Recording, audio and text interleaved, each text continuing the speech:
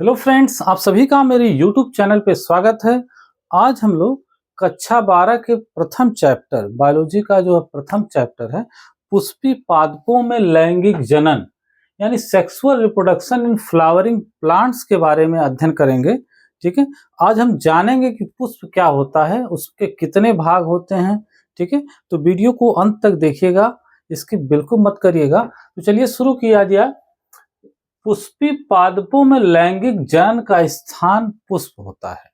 ठीक है, और इन पुष्पों के अंदर ही लैंगिक जनन की सारी प्रक्रिया पूर्ण होती है तथा फल का निर्माण होता है, जिनके अंदर बीज पाए जाते हैं और ये बीज अंकुरित होकर नए पौधे का निर्माण करते हैं।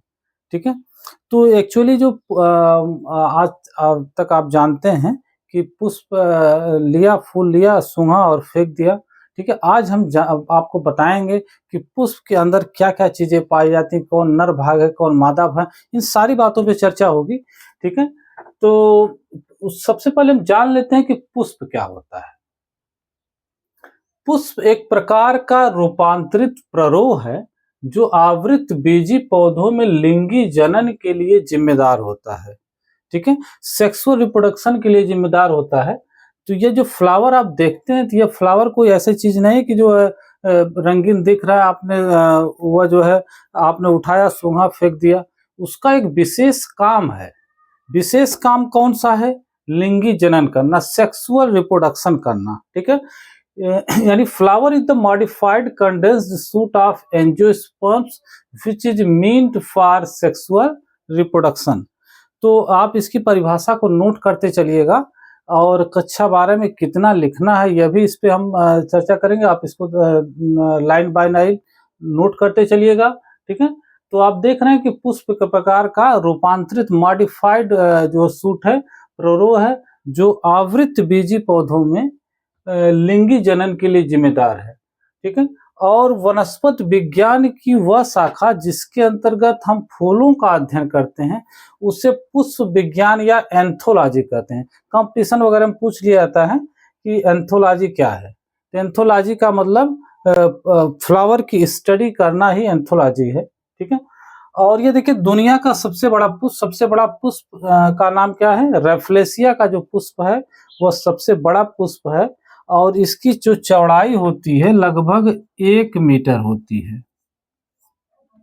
ठीक है, और दुनिया का जो सबसे छोटा पुष्प है ओल्फिया माइक्रोस्कोपिका का है। इसको आप लोग नोट कर लीजिएगा। इसे डकवीड भी बोलते हैं, डकवीड। ठीक है, और ये सबसे बड़ा वर्तिकाग्र किस पौधे का? तो वर्तिकाग्र क्या होता है अभी हम बताएंगे, लेकिन यहाँ पे आप फिलहाल नोट कर लीजिए सबसे बड़ा वर्तिकाग्र किस पौधे का है? मक्का का, मेज का। ठीक है, तो आप इतने का चाहे स्क्रीनशॉट ले लीजिए या फिर नोट कर लीजिए, फिर आगे हम चर्चा करते हैं।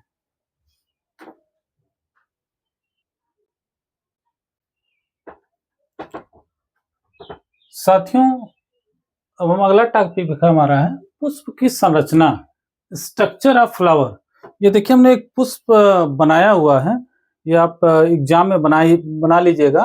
ठीक है, और इसमें देखिए सबसे नीचे पुष्प वृंत है, डंठल है, पेडिसिल। ठीक है, और इसके ऊपर देखिए पुष्पासन यानी पुष्प का आसन है।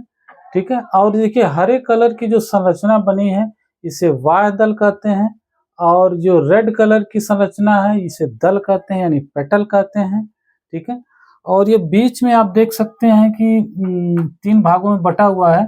ऊपर का जो हिस्सा है उसे वर्तिकाग्र कहते हैं, बीच की जो लंबी नली आ रही है उसे वर्तिका कहते हैं यानी स्टाइल कहते हैं, और नीचे का जो फूला हुआ पोर्शन है उसे अंडाशय कहते हैं या जायांग कहते हैं। और ये जो आप रेड कलर से ये देख रहे हैं ये पुंकेसर है। ठीक है, तो किसी भी पुष्प में मुख्य रूप से 4 भाग होते हैं या 4 चक्र होते हैं। ठीक है, और इन चारों का नाम यह है कि वायदलपुंज, दलपुंज, पुमंग और जायांग। ठीक है, इससे पहले हम जान लेते हैं कि पुष्प में कुछ और चीजें भी पाई जाती हैं, जैसे कुछ पुष्प में डंठल पाई जाती है जबकि कुछ में नहीं पाई जाती। तो जिन पुष्पों में डंठल पाई जाती है, यानी डंठल पाई जाती है, उस डंठल को कहते हैं पुष्प वृंत, अंग्रेजी में कहते हैं पेडिसिल। और जिन पुष्पों में डंठल पाई जाती है उन्हें सवृंत कहते हैं, यानी पेडिसिलेट कहते हैं। और जिन पुष्पों में डंठल नहीं पाई जाती उन्हें अवृंत कहते हैं, यानी सेसाइल कहते हैं। ठीक है, ये बात हमने यहाँ ऊपर लिखा हुआ है। ठीक है, इसको आप नोट कर लीजिएगा।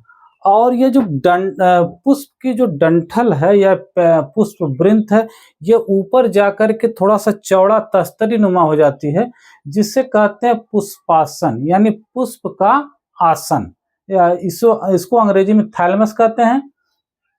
यहाँ पे आप देख सकते हैं किसी भी पुष्प में यह पाया जाता है।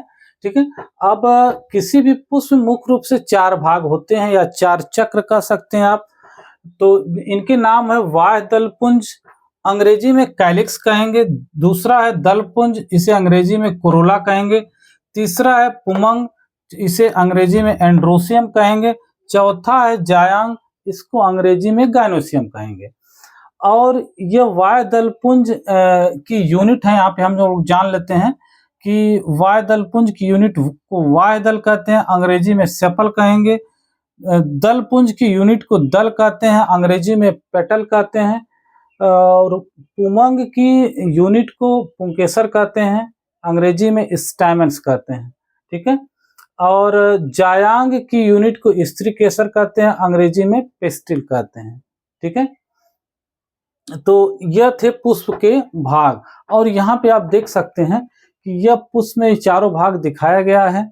ठीक है, तो यह जो सबसे बाहरी भाग है, पुष्प का सबसे जो बाहरी चक्र होता है, वो आप देख सकते हैं कि वाय दलपुंज यह प्रायः हरे कलर का होता है। ठीक है, यह वाय दल है। दूसरा जो चक्र है यह देखिए दलपुंज है, यानी दल है, यहाँ पेटल है। और जो तीसरा चक्र है वह पुमंग है। और यहाँ पे आप देख सकते हैं पुमंग एक प्रकार, इसे नर भाग है, और जायांग पुष्प का मादा भाग है।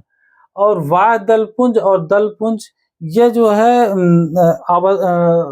आवश्यक अंग नहीं कह सकते, यह नॉन इसेंशियल पार्ट है और यह इसेंशियल पार्ट है। ठीक है, यह एसेसरी अंग है, यानी वाय दलपुंज और दलपुंज जो है हो भी सकते हैं, नहीं भी हो सकते हैं, लेकिन पुमंग और जायांग का होना आवश्यक है।